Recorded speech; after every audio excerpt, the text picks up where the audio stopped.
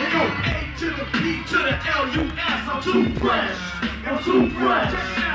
A to the P to the L-U-S. I'm too. I started rapping like in '82, and Tajay was rapping like in '83, and then shortly after that, we started a little group. It was like, man, let's have a rap group. So we just was rapping all the time, writing raps, and then later on, like junior high, early high school, we hooked up the rest of the group and stuff, and came up with a name. We was on the Jive Records, and they helped us develop an audience, basically. So when we finally, after a couple albums with them, left and went independent, we had the audience, but we didn't have to fuck with the company no more. So it was crazy, you know. We learned more. We learned more about the shit after the fact. After we started trying to do it ourselves, we learned more. Because there wasn't nobody to tell us shit at all. Nobody. Deal with any asshole. Any asshole. Ha A to the B to the L-U-S. I'm too fresh. I'm too fresh. A to the B to the L-U-S. I'm too fresh. All I know that one thing that's cool is about that is 4 of us, and we bounce off each other a lot. And sometimes when only 3 of us could perform, if one can't make it there, there's enough of us to pick up the slack and to make the show still potent. So the audience, even though they see it's only 3 of us, they can't really tell because the performance is still tight.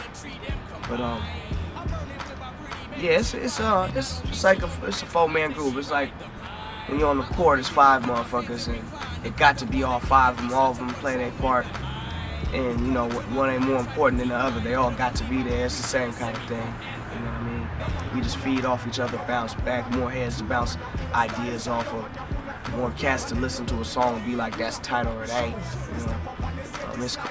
The longevity, how do you guys keep that success? It's a little bit easier for us because we was friends before we got the deal and all that. And music was something we just had in common as partners. It ain't like music brought us together or nothing. So it's like with if you got a brother or a sister, you could be at their throat, but they're gonna be your brother or your sister tomorrow or 5 minutes from now or whatever. So that's the thing that probably kept us together. The tightest is the fact that we was partners before all this shit anyway. Because I'm telling you, if we wasn't partners before this shit, I wouldn't be fucking with none of these niggas. You know what I'm saying? I'm sure they wouldn't be fucking with me either. But just the fact that we friends prior to whatever kind of success or journey we've been on, that kind of is the glue that holds us together, you know? Yeah. People saying you can't do it, this and this now, you wasting your time doing that or whatever.